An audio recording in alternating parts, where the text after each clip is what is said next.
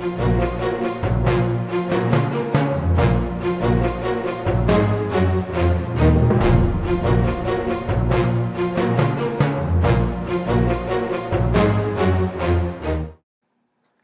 there, this time we're going to be covering the 1981 sword and sorcery fantasy classic, Dragonslayer.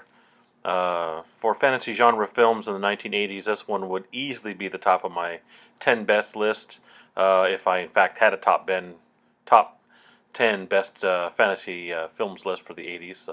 Maybe that's something I'll do some other time, but for now I don't.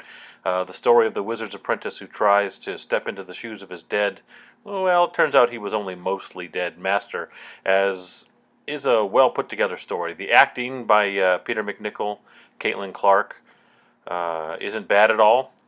Star Wars fans may recognize a Short Spot by Ian McDiarmid.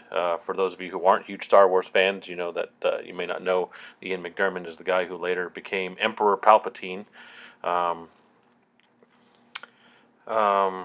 and he plays the priest that faces the dragon and gets toasted in the middle of the movie. There are some really great characters written into this story. They're brought to life by the actors pretty well. The music score is very well done. It not only supports the screen action, but adds to it in many of the tense and suspenseful scenes. The special effects are outstanding.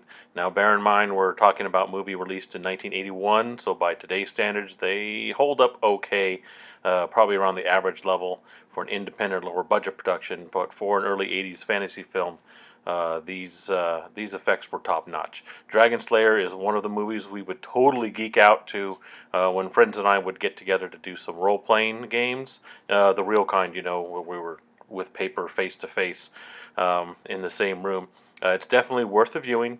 If you somehow haven't seen it yet but consider yourself a fan of the fantasy film genre, then I totally suggest this one. There's some heavy violence and just a real quick scene of brief nudity. I suggest it for ages 8 and over.